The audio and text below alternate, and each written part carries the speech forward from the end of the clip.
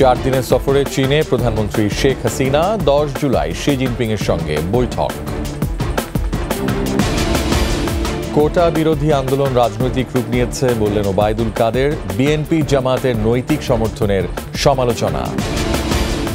শিক্ষার্থীদের বাংলা ব্লকেডের দ্বিতীয় দিনের মতো দুর্ভোগ, শিক্ষকদের কর্মবিরতিতে অচল বিশ্ববিদ্যালয়।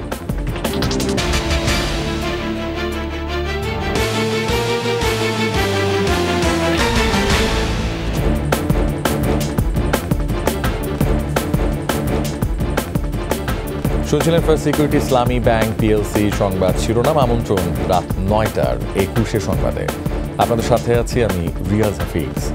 দর্শক, 21 টেলিভিশনের সংবাদ একই সাথে সরাসরি দেখতে পাবেন আমাদের ফেসবুক পেজ www.facebook.com/2124 অনলাইনে। 4 দিনের সফরে বেইজিং পৌঁছেছেন প্রধানমন্ত্রী শেখ হাসিনা। বাণিজ্যিক এ সফরে অবকাঠামো, যোগাযোগ, জ্বালানি চুক্তি ছাড়াও দ্বিপাক্ষিক কূটনৈতিক সম্পর্কে নতুন মাত্রা যোগ হওয়ার সম্ভাবনা দেখছেন সংশ্লিষ্টরা। বেইজিং থেকে আরো জানাচ্ছেন ফারজানা শোভা। 5 বছর পর বন্ধুপ্রতিম চায়নার রাজধানী বেইজিং এ আসলেন প্রধানমন্ত্রী শেখ হাসিনা। চূড়ান্ত হয়েছে 10 চুক্তি ও সমঝোতা স্মারক স্বাক্ষরের প্রস্তুতি। সোমবার স্থানীয় সময় সন্ধ্যায় বেইজিং এয়ারপোর্টে তাকে স্বাগত জানান চায়না সরকারের উচ্চ পর্যায়ের সদস্য ও চায়নায় নিযুক্ত বাংলাদেশের রাষ্ট্রদূত মোহাম্মদ জসিমউদ্দিন। প্রধানমন্ত্রী তার আবাসস্থলে পৌঁছলে তাকে স্বাগত জানান চায়না আওয়ামী লীগের নেতাকর্মী ও প্রবাসীরা। এ সময় প্রধানমন্ত্রীর এই সফরকে ঘিরে প্রত্যাশার কথা জানান নেতারা। চীন হচ্ছে আমাদের অত্যন্ত পরীক্ষিত দীর্ঘদিনের উন্নয়ন অবকাঠামোর একজন বিশেষ বিদেশি বন্ধু বা বিদেশি রাষ্ট্র হিসেবে আমরা জানি। ওনাদের সাথে যে এলসি সংক্রান্ত যে প্রবলেমগুলো আছে সেগুলো আমাদের আশা করি সলভ হয়ে যাবে। দুই দেশের সরকার প্রধানের আলোচনার মধ্যে দিয়ে দুই দেশের বাণিজ্যিক সম্পর্ক অনন্য মাত্রায় যাবে এমন প্রত্যাশা জানান প্রবাসীরা। মাননীয় প্রধানমন্ত্রী সবসময় প্রবাসী ব্যবসায়ীদেরকে উৎসাহিত করেন দেশে ইনভেস্ট করতে। তো দেশের সেই পরিবেশটা যেন ব্যবসা বান্ধব হয় এই অনুরোধ রাখছেন তারা সবাই। প্রধানমন্ত্রীর আগমনে অত্যন্ত আনন্দিত এবং আমরা অধীর আগ্রহে অপেক্ষা করছি যে আরো বৃহৎ পরিসরে আমরা আরো কিছু করতে পারবো চায়নার ব্যবসা বাণিজ্যে। সফরের আগামী দুদিন চীনের রাষ্ট্রপতি শি জিনপিং ও প্রধানমন্ত্রী লি কেতিয়ানের সাথে দ্বিপাক্ষিক বৈঠক ছাড়াও গুরুত্বপূর্ণ পার্শ্ব বৈঠক হবার কথা রয়েছে।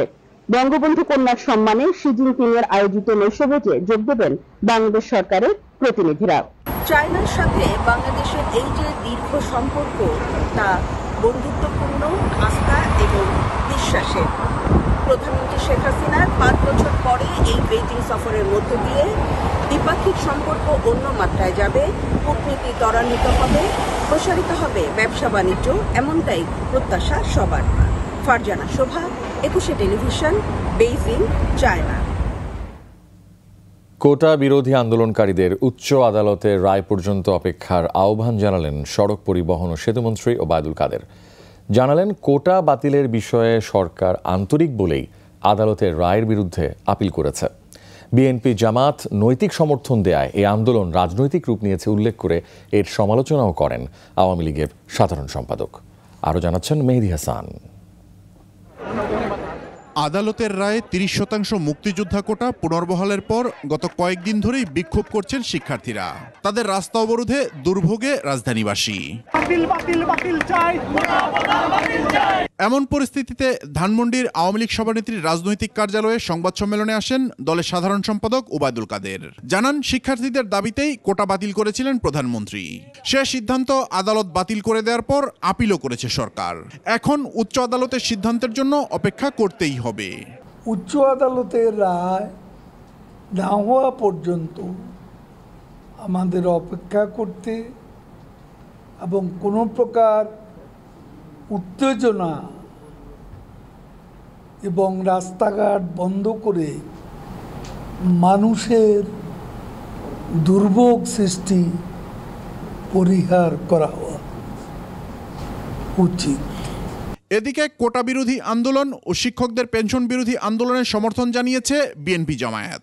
আদালতের রায়ের বিরুদ্ধে কোনো রাজনৈতিক দল কি করে অবস্থান নেয় সে প্রশ্ন ওবায়দুল কাদেরের। আদালতের রায়ের বিরুদ্ধে কোনো পলিটিক্যাল পার্টি পৃথিবীর কোন দেশে আন্দোলনে সামিল দেখা। শিক্ষকদের আন্দোলনে সরকারের সার্বজনীন পেনশন কর্মসূচি মুখ থুবড়ে পড়বে না বলেও মনে করেন তিনি। মেহেদী হাসান, 21 টেলিভিশন, ঢাকা। এদিকে কোটা নিয়ে আন্দোলনকারীদের ধৈর্য ধরার পরামর্শ দিলেন অ্যাটর্নি জেনারেল AM আমিনুদ্দিনও। দুপুরে নিজ কার্যালয়ে সাংবাদিকদের তিনি বলেন, কোটা নিয়ে উচ্চ আদালতে মামলা বিচারাধীন, শেষ না হওয়া পর্যন্ত এ নিয়ে আন্দোলন করা সঠিক নয়। দ্রুতই কোটা নিয়ে হাইকোর্টের পূর্ণাঙ্গ রায় বের হবে, এরপর এ বিষয়ে সিদ্ধান্ত নেওয়া হবে বলেও জানান অ্যাটর্নি জেনারেল। আদালত আদেশ দিয়েছেন, সেই আদেশের বিরুদ্ধে সরকারও তো আপিল বিভাগে গিয়েছে, কিন্তু এই মুহূর্তে এই ধরনের যে আদালতের প্রতি যে ওনাদের আন্দোলনটা, আমি মনে করি যে এটা ওনাদের না করাই উচিত হবে। ওনাদেরকে আমি বলবো, কারণ আদালতে যেটা বিচারাধীন বিষয়, সেই বিষয়টা রাজপথে না করে আদালতে তো আসে, এটা তো বিচার হবে, সেই ক্ষেত্রে ওনারা একটু ধৈর্য ধরার আমি অনুরোধ করব। সরকারি চাকরিতে কোটা পদ্ধতি বাতিলের দাবিতে শিক্ষার্থীদের সড়ক অবরোধে চরম দুর্ভোগে পড়েছেন অফিস ফেরত মানুষসহ রাজধানীবাসী। দ্বিতীয় দিনের মতো এই বাংলা ব্লকেড কর্মসূচিতে রাজধানীর বিভিন্ন সড়ক অবরোধ করে আন্দোলনে যুক্ত হয়েছেন বিভিন্ন বিশ্ববিদ্যালয়ের শিক্ষার্থীরা। বিকেল 4টার পরে তারা সড়কে বসে পড়লে যান চলাচল বন্ধ হয়ে অসহনীয় যানজট ও প্রায় অচল হয়ে পড়ে বিভিন্ন এলাকা। গাড়ি থেকে নেমে হেঁটে গন্তব্যে যেতে চরম দুর্ভোগে পড়ে যান অফিস ফেরত সহ সাধারণ মানুষজন। শিক্ষার্থীদের দাবি, সরকার সংসদে আইন পাশ করে কোটা পদ্ধতি সংশোধন করতে পারে। তবে দুর্ভোগে পড়া বিভিন্ন গণপরিবহন যাত্রীসহ পথচারীরা বলছেন, রাস্তা বন্ধ ও জনগণের দুর্ভোগ সৃষ্টি করে আন্দোলন ঠিক হচ্ছে না। তাদের দাবি, আলোচনার টেবিলে বসে সমস্যার সমাধান করা উচিত। কোটাবিরোধী আন্দোলন যারা করতেছে তাদের মধ্যে যদি কোনো যৌক্তিক থাকে, অর্থাৎ পরিসংখ্যান কমানোর ব্যাপারে, তাহলে সরকার এটা আলোচনা করতে পারে।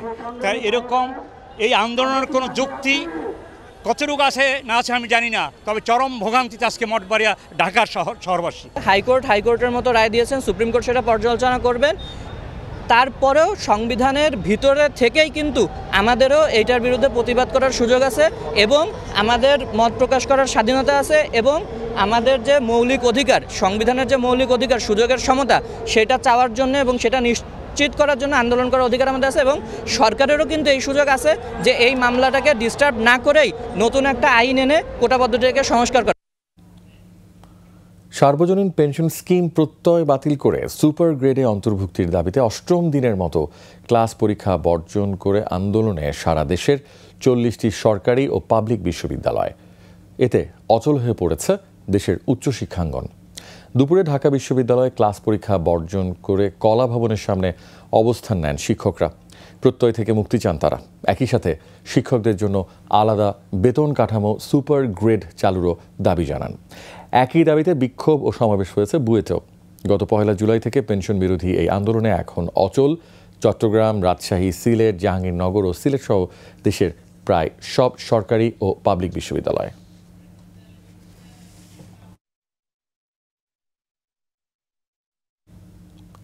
নিচ্ছি সংবাদ বিরতি, যখন ফিরছি তখন থাকছে। রায়পুরায় ট্রেনে কাটা পড়ে নিহত 6, একসঙ্গে 5 তরুণের মৃত্যু নিয়ে তদন্তে সিআইডি পিবিআই। আমন্ত্রণ রাত 9টার 21 সংবাদে। নরসিংদীর রায়পুরায় পৃথক দুটি দুর্ঘটনায় ট্রেনে কাটা পড়ে নিহত হয়েছেন 6 জন।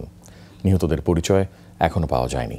এর মধ্যে একটি ঘটনায় 5 তরুণের একসঙ্গে মারা যাওয়া নিয়ে তৈরি হয়েছে ধোঁয়াশা। ঘটনা তদন্তে কাজ করছে সিআইডি ও পিবিআই। নরসিংদী প্রতিনিধি মাখন দাসের প্রতিবেদন, জানাচ্ছেন খুরশিদ আলম মুকুল।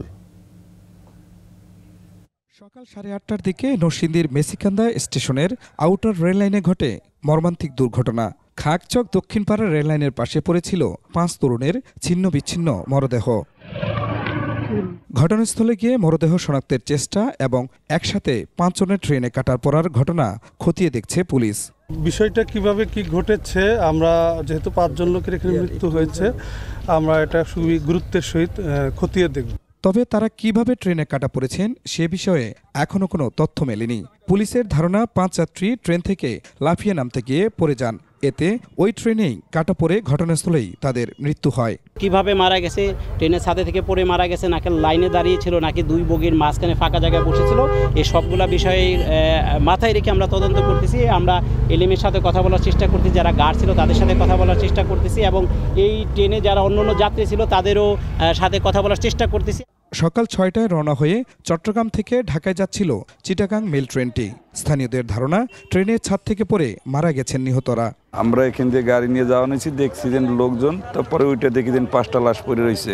লাশগুলি দেখে চেনা যাচ্ছে না।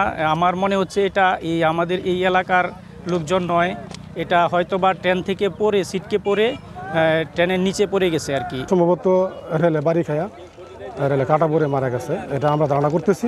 একই উপজেলার মেথিকান্দা রেল স্টেশন এলাকায় রেলগেট পার হতে গিয়ে ট্রেনে কাটা পড়ে নিহত হন আরও একজন।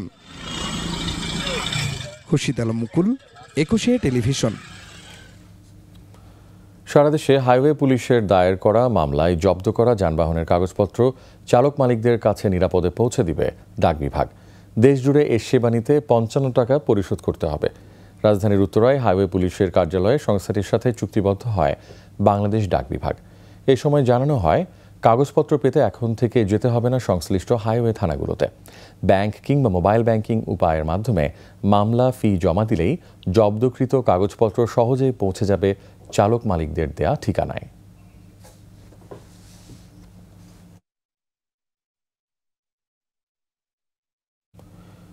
বৈশ্বিক উষ্ণায়নের ও জলবায়ুর পরিবর্তনের ক্ষতিকর প্রভাবে বাংলাদেশ সহ বিশ্বের বিভিন্ন দেশে পল্লী উন্নয়ন এবং মৎস্য খাতে বিশেষভাবে ব্যাহত হচ্ছে বলে জানিয়েছেন বিশেষজ্ঞরা। সিডাপ এবং বাংলাদেশ শ্রিম্প অ্যান্ড ফিশ ফাউন্ডেশনের উদ্যোগে এক সেমিনারে এ তথ্য জানান তারা। প্রধান অতিথি ছিলেন পল্লী উন্নয়ন ও সমবায় মন্ত্রী মোহাম্মদ তাজুল ইসলাম। উপস্থিত ছিলেন বাংলাদেশ পরিবেশ সচিব ডক্টর ফারহিনা আহমেদ, পল্লী উন্নয়ন ও সমবায় বিভাগের সচিব শাহানারা খাতুন, প্রাণী সম্পদ মন্ত্রণালয়ের সচিব মাইদ মাহমুদ বেলাল হায়দার সহ অন্যান্যরা।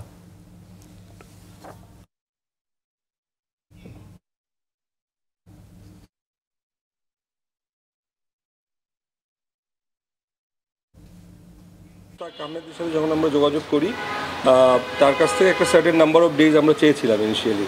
সো অ্যাট দ্যাট পয়েন্ট ওটা সম্ভব ছিল না ওনার পক্ষে, because of his few previous commitments. For example, যেটা আপনারা এখন দেখছেন যে ইংল্যান্ড অ্যান্ড ক্রিকেট বোর্ডের সাথে আছে এবং আরও কিছু ওনার কমিটমেন্ট আছে। সো তখন আমরা যেটা করি যে আমরা অ্যাটলিস্ট T20 ওয়ার্ল্ড কাপকে কনসিডার করে ওই পর্যন্ত তার সাথে আমরা চুক্তি করি, এবং তার সাথে আমাদের যোগাযোগ হচ্ছে এবং আজকেও কথা হয়েছে। ওনার ডিসেম্বর পর্যন্ত কিছু প্রি অকুপাইড কিছু কমিটমেন্ট আছে, এই পর্যন্ত উনি এর মধ্যে যে সময়টা অ্যাভেলেবেল থাকবে সেটা বাংলাদেশ ক্রিকেট বোর্ডকে দেবে। এর বাইরে আমাদের সাথে তার সাথে লং টার্ম চুক্তির ব্যাপারে কথা হবে। শেষ করছি রাত 9টার 21 সংবাদ। তবে যাবার আগে ফার্স্ট সিকিউরিটি ইসলামী ব্যাংক PLC সংবাদ শিরোনামগুলো আরও একবার। 4 দিনের সফরে চীনে প্রধানমন্ত্রী শেখ হাসিনা, 10 জুলাই শি জিনপিংয়ের সঙ্গে বৈঠক। কোটা বিরোধী আন্দোলন রাজনৈতিক রূপ নিয়েছে বললেন ওবায়দুল কাদের। বিএনপি জামায়াতের নৈতিক সমর্থনের সমালোচনা। শিক্ষার্থীদের বাংলা ব্লকেডে দ্বিতীয় দিনের মতো দুর্ভোগ, শিক্ষকদের কর্মবিরতিতে অচল বিশ্ববিদ্যালয়।